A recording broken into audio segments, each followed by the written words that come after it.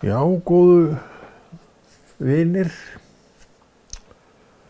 við höldum áfram að ræða æskuminningarnar. Er það ekki bara skemmtilegt?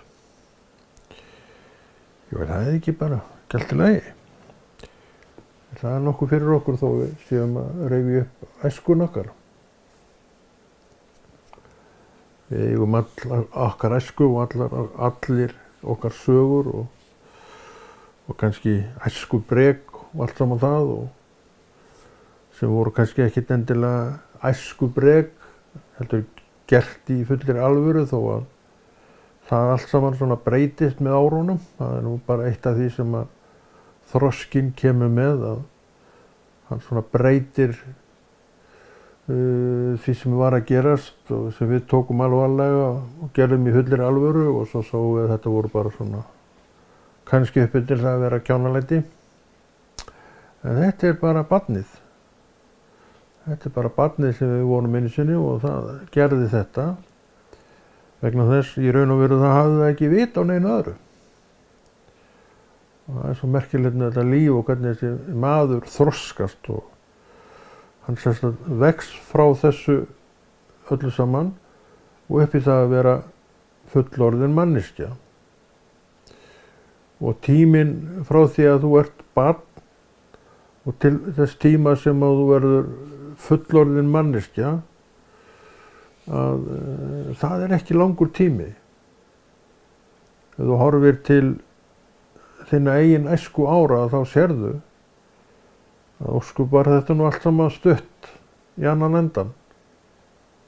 En á meðan við vorum á þessum stað, þá fannst mér hann bara, já, þess vegna hver dag að vera bara heil eilíð. Svona þetta er í augum barnsins. Og svo koma fullorðinsárin yfir og þú ert allt í unnu áður nú veist að vorði 68 ára gamall. Og hvað hefur nú áorkað í lífinu? Það er kannski fátt sögð þar en auka atriði. Öll auðvitað hefur við ykkur áorkað og mörg af okkur höfum áorkað mörgu til góðs. En æskumyndin, hún vill verða svona það sem er ferskast af öllu fersku hjá okkur, og eins og við verðum að tala í þessum þáttum, þá er það alveg bara mjög skiljanlegt mál með það fyrir augum að við vorum að upplifa svo margt sem var nýtt. Svo verður æ færra nýtt eftir því sem við reynum lífið, en auðvitað heldur það áfram að vera margt nýtt fyrir okkur, en menn svona kannski misjafnlega áhugasamir að láta þetta nýja gerast. Og það er nú eitt sem fylgir þessum fullorðinsárum, er þessi vanafesta sem vill koma í allt hjá okkur. Vanafesta er kannski svona svo lítill angi að bara beinni leti. Það ekki? Við búum okkur í haginn og svo bara viljum við hafa þetta lag á sem við byggum okkur, og það er sjálfsögur ekki rangt við það. Þetta bara segir, Konráð, þú ert bara manneskja, þú ert bara maður. En þetta var ekki svo mikið þegar við vorum enn í æskunni okkar. Því að eiginlega létum við bara tilfinningarnar ráða hver dagur, hvernig spilaðist úr hverjum degi. Stundum og oft yfir sumarið, þetta voru mest á sumrin. Og þá var það bryggjan og hraunið. Þegar veturinn kom, þeir voru nú skemmtilegi líka, því að í kringum heimili mitt, Hellisgötu 15, voru góða brekkur. Og Hraunbrekkan, í dag Hellisgata, Hellisgatan endaði við þar sem mjólkurbúðin var, sem maður örugglega eftir henni. Þar endaði Hellisgatan. Þú beygði til hægri og þá fórstu niður Vesturbraut, til vinstri, var ekki, jú, vinstri. Til vinstri þá fórstu niður Vesturbraut, til hægri ókstu inn inn hérna Norðurbrautu, beint af augum þaðan sem við stöndum þarna við mjólkurbúðina, beint af augum var þessi hellisgata nefnir fyrirgefið Hraunbrekka. Og þar kom sveigur á götuna til hægri, var Garðavegur. En hér í eina tíð hét þetta allt saman, held ég örugglega að ég fari rétt með, hét þetta allt saman Kirkjuvegur, sem sagt að Kirkjuvegur kom upp Kirkjuveginn sem er ennþá og það sem síðar varð Hellisgata og áfram niður Garðaveginn og alveg bara vestur eftir öllu. Ég held að Kirkjuvegur hafi alveg náð þangað sem að Garðakirkja var. Ég held að reyndar að hún hafi ekki náð alla leið út á Álftanesið, en allavega held ég örugglega að þetta hafi náð þangað. En svo breytist þetta allt saman, ég veit ekki hvenær það er. Og þetta er að breytast sem sagt í smátt og smátt. Og Hellisgatan þá, hún skarst, eða hún stoppaði við Siggubæ, endan á Siggubæ, í brekkunni þar. Og þá kom Kirkjuvegur og svo sem sagt hélt Hellisgatan áfram, heima Norðurbraut og Vesturbraut, stoppaði þar. En í dag er hún alveg niður sem sagt bara beint af augum og stoppar við hérna það sem að brautin er þarna sem liggur til hægri og vinstri hérna niður frá, þú veist hvað þetta er, ég man ekki hvað hún heitir. Þannig að það hefur verið svolítið rót á þessum götunöfnum í gegnum tíðina. Og það var það líka á meðan við vorum þarna, eins og veist kannski að þá jókst bættist aðeins við Hellisgötuna sem að þegar að hérna það skarst á Kirkjuveginn. Og þá lengdist Hellisgatan að þessum götum tveim, Vesturbraut og Norðurbraut. En núna er hún komin alveg bara niður brekkuna líka. En hún nær ekki lengra en þangað, hún náði aldrei lengra en þangað. En Norðurbraut er þarna ennþá og Garðavegur er þarna ennþá og ég veit ekki alveg, það er búið að breyta svo miklum að ég er alltaf með gömlu myndina, hún er löngu horfin. Það sem er tjaldstæði Hafnarfjarðar þarna niður frá var tún á mínum æsku árum og hérna girðing, þetta var svona smá tún en að skipt í endanum og þar sennilega hefur verið annar eigandi og hann var þar með eitthvað kartöflugarð og eitthvað kofa þarna sem að var en þetta er allt saman farið og túnið, engin merki túnið ennþá en ef þú manst þá manstu kannski eftir sláturhúsinu þarna vestur frá eins og við kölluðum. Og það sem að Víðisstaðakirkja er í dag það svona á svipuðum slóðum og sláturhúsið var, kannski ekki á nákvæmlega þeim stað, svona á þessum slóðum. En þetta tún sem að var þarna, það sem að tjaldstæðið þetta var slegið á sumrin. Þarna var bara alveg púra heyskapur. Og við vorum svo sem að guttast þarna og ég man eftir því að þetta var sett í heysátur og við krakkarnir, nokkri strákar vorum bara að leika þarna og svo fór það allt út í móan og við fórum eitthvað að tuskast í þessum hérna heysátum og það er náttúrulega riðluðu stallar og eigandinn, hann tók okkur tali og okkur leist nú ekkert á það og svo sagði hann ekki heldur betur datt nú á okkur andlitið þegar hann sagði það að svona gutta ætti nú bara hýð á hérna almannafæri. Þetta fannst okkur nú ekki fallega sagt. Við erum alveg logandi ræddir og fengum nógu hart utan eftir að við gerðum þetta aldrei aftur. Við vorum bara að þessu í óvitaskap. Eða svona við vorum bara börn að leika okkur þarna en gerðum eitthvað sem við hefðum ekki mátt gera og við vitum auðvitað maður fer ekki og eyðileggur heysátur því að heysáta til í ákveðnum tilgangi. Heysátan var til þess í raun og veru að vernda heyið þegar það rigndi, þá verndaðist það alveg heilmikið af vel lagaðri heysátu því að hún hrinti svo miklu vatni af sér. Það var svolítið sniðugt hvernig þetta var gert með þessar blessuðu heysátur. Þetta sem sagt, þetta svona 64-5 kannski, eitthvað svoleiðis sem þetta Ég man eftir einu, þú manstu eftir Cybersportinu hérna við Hellisgötuna, við Hraunbrekkuna, efstu Hraunbrekkuna. Ég man eftir því, þekki svo sem ekkert söguna neitt vel þá sögu en mér skilst að hérna í gamla daga, áður en við komum, ábyggilega töluvert áður en við komum, þá fjós þarna í þessu porti. Og einhverja kýr hvert þær fóru á beit, veit ég ekki, kannski þarna niðurhættir á þetta tún og þessi tún sem þarna voru. Sennilega hefur það nú verið því að það hefur nú alltaf verið margt annað að ræða á þessum stað en það gætu alveg að hafa verið þar. En núna ég auðvitað að hugsa bara uppátt en fjósið var nú þarna þegar við komum 1960.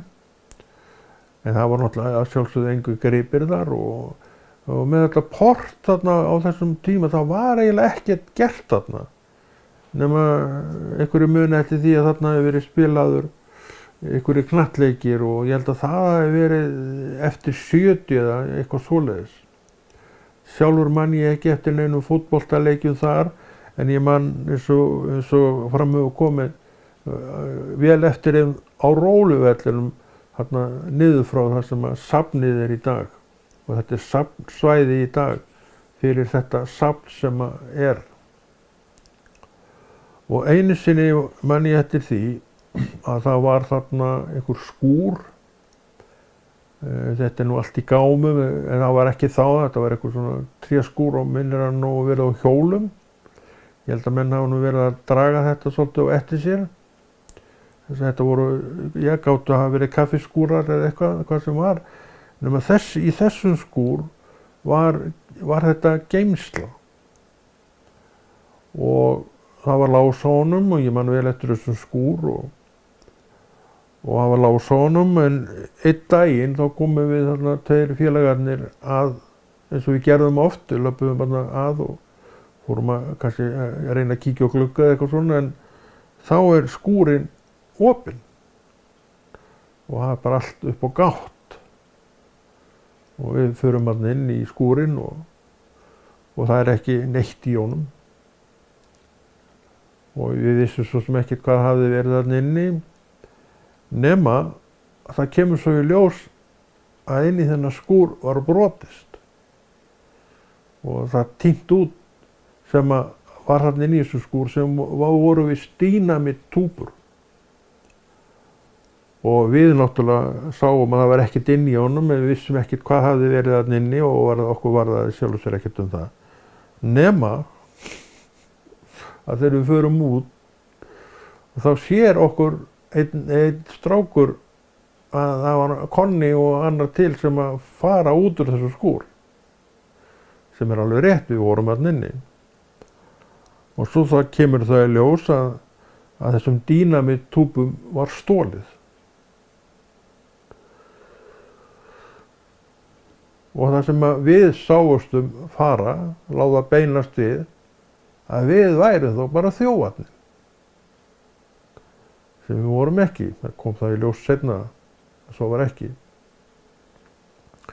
Svo fáum við bara heimsókn af þeim lifandi og það eru menn með húr og í einkennisklæðum og við erum bara okkur rekinir og stöð til yfirheyrslu og til rannsóknarlögreglu, þetta var náttúrulega grafalvarlegt mál að það var farið þarna dínamít nú ekki neitt barnaleikfang og ég man alltaf eftir því að ágætur rannsóknarlögreglumaðurinn horfir á mig og segir já, þarna erum við konum með nýtt andlit hann hefur haldið að ég væri stór glæpamaður sem alveg komin úr svoleiðis á villuveginn að bara hálfa að væri nóg. Allt í lagi með það, ég erfið þetta ekki neitt.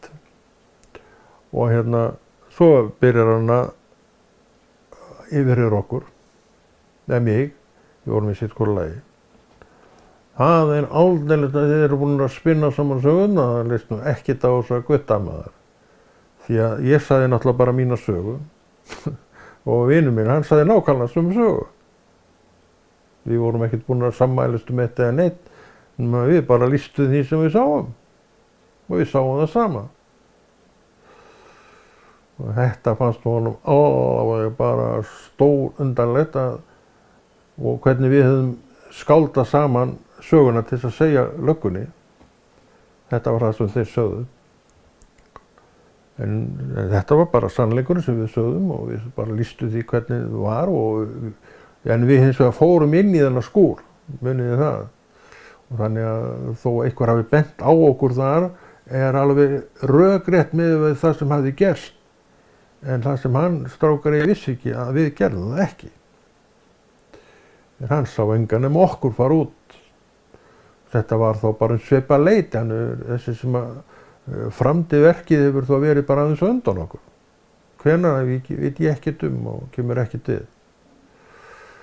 En ég man alltaf eftir þessu, jæja, þið hafið laglega skáldaðu söguna til þess að segja okkur, sagði hann.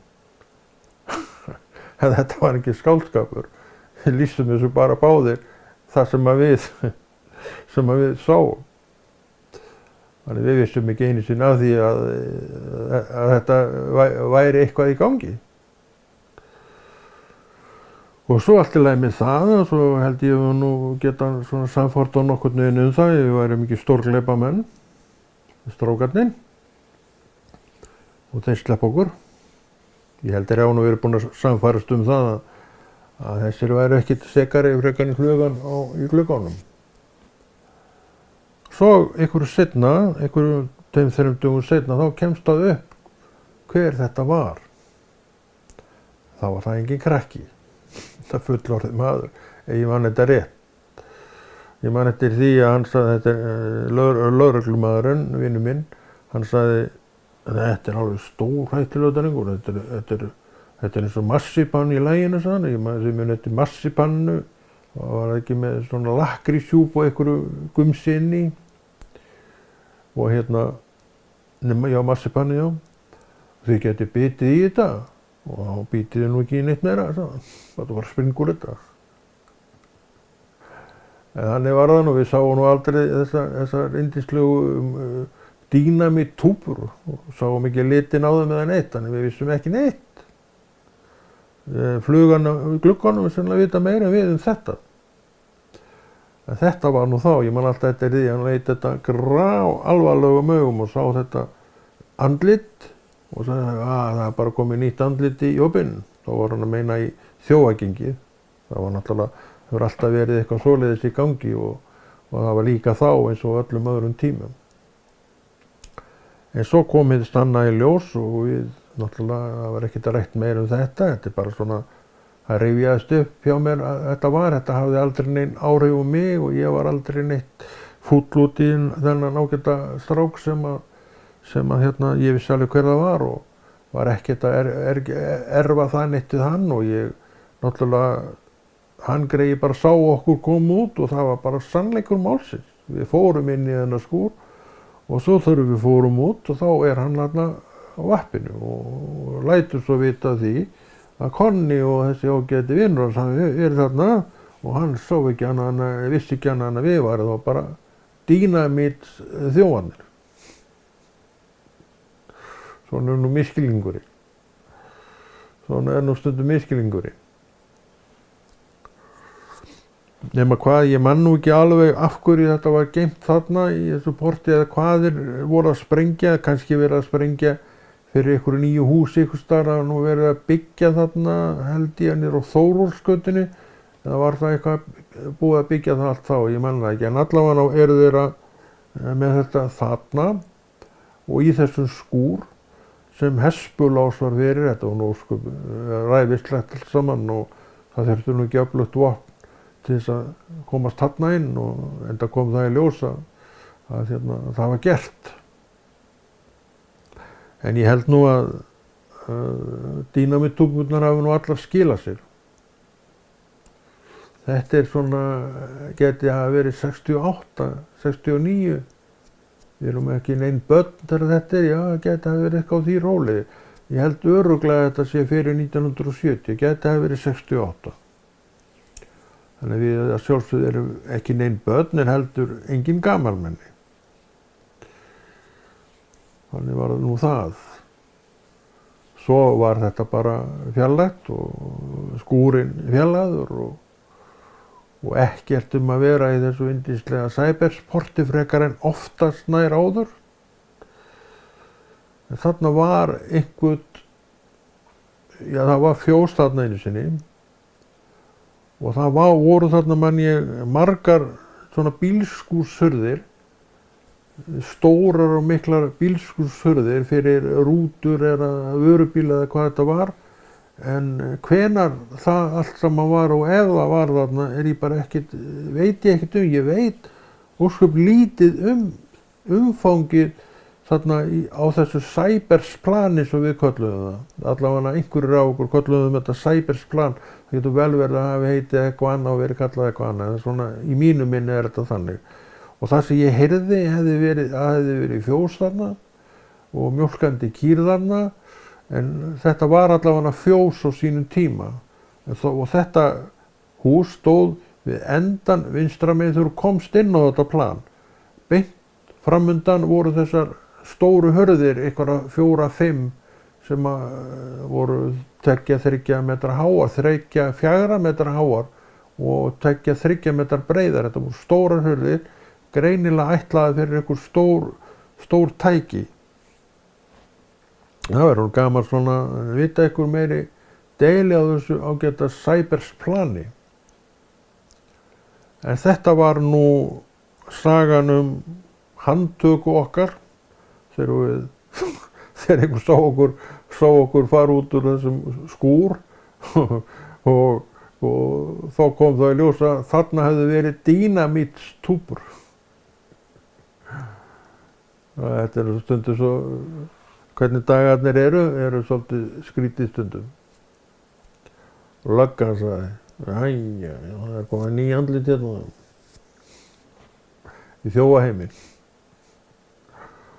Og það aldeilis að þið hafi stillt saman sögurnar ykkar. Það alveg bara pottþéttir á þarna og alveg stórhættulegi menn á ferð. En við vorum bara saklausir strákar og erum það ennþá. Saklausir menn og ætlum að vera það bara áfram, ekki? En Kóngsgerði, það byggt úr 2 húsum. Einhvers staðar þarna fyrir vestan, það var maður sem bjó þar og hann átti þar hús sem hét Kóngsgerði. Og hann einn daginn fyrir margt löngu ákveður að flytjast til Hafnarfjarðar og hann rífur húsið sem hann átti þar, 2 hús, og flytur efnið úr þessum 2 húsum suður til Hafnarfjarðar. Við svo töluðum áðan og þá hét það hús Kóngsgerði. Og hann þá búinn að fá lóð undir byggingu á þeim stað sem Kóngsgerði í dag. Og hann bara grefur grunn og reisir sökkul og byggir svo úr þessum efniviði, úr þessum 2 húsum, þetta 2 hæða hús líklega. En ég heyrði það nú einhvern tímann og hef aldrei fengið það neitt staðfest að Kóngsgerði hafi til að byrja með verið á 1 hæð. En við vitum að það á 2 hæðum í dag. Þetta heyrði maður einu sinni en ég hef aldrei fengið neina staðfestingu á að þessi mynd sé rétt sem hér dregin upp. En ég svona hallast að því að þetta hafi strax orðið 2 hæða hús. En hitt heyrði ég svona utan að mér og man ekkert hver sagði mér þetta, en ég heyrði þetta og þetta svona bjó með mér að þetta hafði verið þannig. Kóngsgerði var timburhús og ennþá timburhús og það lét aðeins vita af sér í vondum veðrum man ég, þegar rok var og vittlustu veður eins og við segjum. Það átti það til aðeins að skjálfa og svona hreykti svolítið til í því, en sumir finnst það notalegt, öðrum hraus hugur við því þegar allt hristist, en þetta truflaði mig ekki neitt, ég kannski fannst mér það bara notalegt. Þetta líf í þessum timburhúsum. Og húsið, það var fyrstu árin okkar, þá var þetta bara ryðgað og göt á þessu járni út allt og ekkert málað eða neitt gert fyrir þetta.